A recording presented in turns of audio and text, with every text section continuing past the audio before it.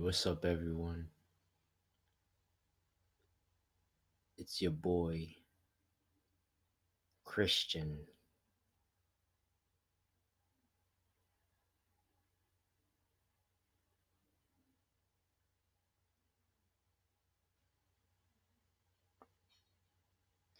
So, what we're interfacing with day to day is our thoughts, our inner reality, our projections from our source into our mind. And these projections are living in your mind. And when we realize we are not these projections of the mind, we can become free from the projections. And the projections are different forms of energy or frequencies that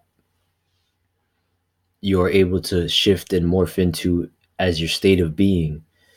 But when we think we are these different energies and frequencies solely, we become entrapped in energy, and this energy is able to project frequencies to other people's inner realities. So when you're able to observe and realize that you're not a part of these energies, you can embody any energy you choose to embody. And this is so powerful because all of our negative, depressing, suicidal tendencies and habits are just energies that our true self is agreeing to. And our true self agreeing to these things creates that belief. So when we do this subconscious work, we are able to go into our we're able to go into or shift into our subconscious being as our soul and observe our projections without throwing them in another container of energy.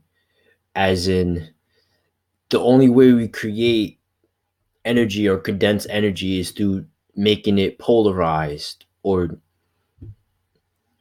having all possibilities of good and evil and polarizing it into one thing. So if you want an experience of peace, you are looking at the energy of peace and the energy of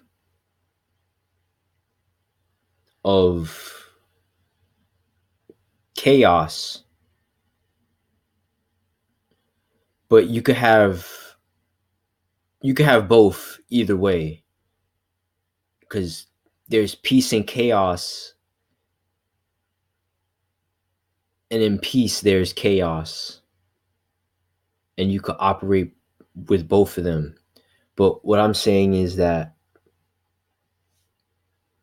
you're able to look at both frequencies if they're polar opposites, and the swing of both of those frequencies by being being aware of all possibilities on that scale of polarity, of that beginning to end. And that's what we're only dealing with when we deal with energy or time. Because the energy or time, a certain energy, a certain frequency has a certain pole. So courage and fear are on one pole, and then it vacillates through that pole to degrees of both. So when you see that they vacillate from both, you're able to look at this as source, as one, and measure your rhythm when you jump into that frequency. And the rhythm of that frequency is dependent upon your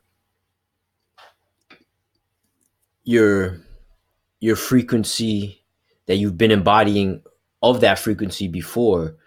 But if it's a dormant frequency that you haven't really used, it's gonna have a certain polarization. But that rhythm, jumping into rhythm, is totally different than just hopping into a frequency. Because when you jump into rhythm, you're jumping into rhythm in the sense that later on down the road, while you're polarizing yourself onto one frequency, whether it's love or fear or courage, you have you when you wrote when you're going onto the other side of the frequency, you have to jump in rhythm again to that frequency. You got to step back and be able to observe that frequency that's in your mind. So when you jump into that frequency, you're able to maneuver and get to where you want to go, dependent upon your willpower's ability to focus and zone out every other frequency that's trying to hold you down. And frequency in the sense that while you're trying to get into this energy, there's a sort of resistance to it. That's what I meant by frequency. But so when we're polarizing ourselves to one aspect, it's all a matter of looking at it, observing it. Quantum physics will show you that whatever you're observing, you're creating, you're becoming that. So that's why Krishnamurti would say the observer is the observed. So when you observe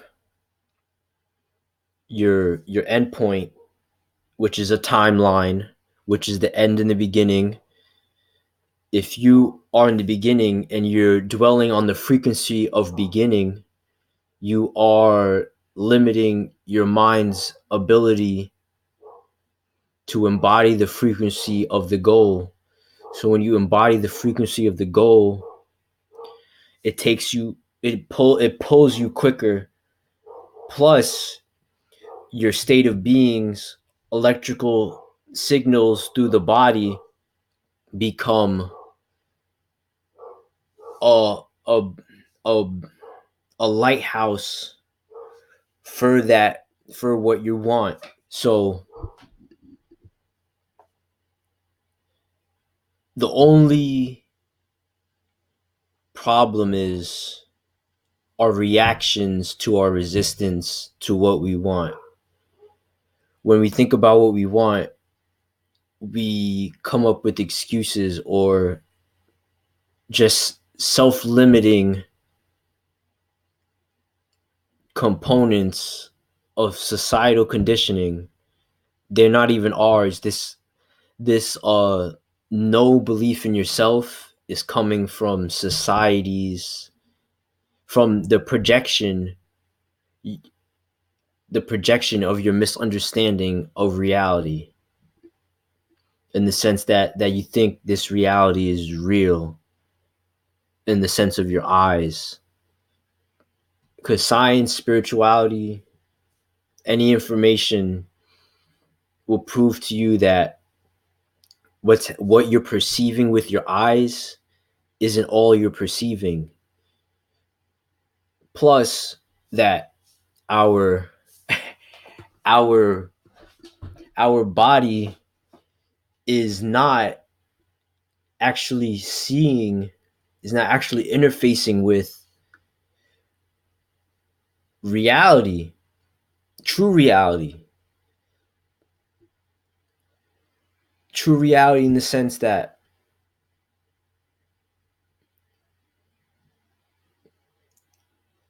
that the spiritual world is inside of you, and the realm of death is inside of you, and that's the spiritual world. So when you're able to go inside of yourself and go in and navigate through the astral plane of energy, which is the underlying force of this reality, which is you're the underlying force of this reality, you're the denominator. So back to science, science says that this experience that we're experiencing is nothing but impulses coming from the brain. So our senses are bodily. But what happens when we die? We have no senses, but we have a awareness, we have a mind. And that's what they don't want you to know.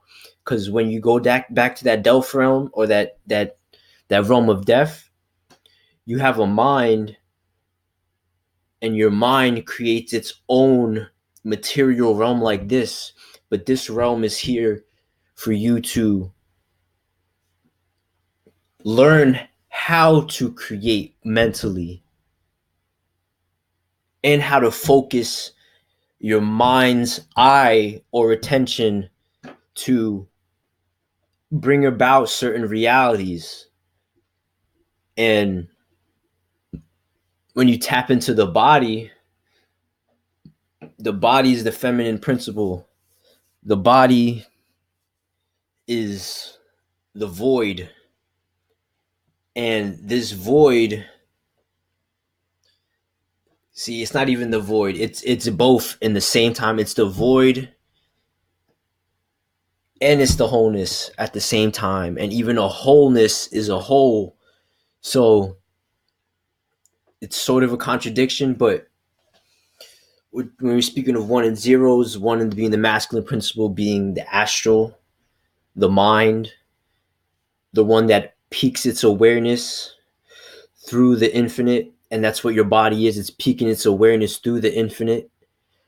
That's why we can't observe all the frequencies that are here, because the spiritual realm is actually here right now, but we're condensing it with our body. Whew.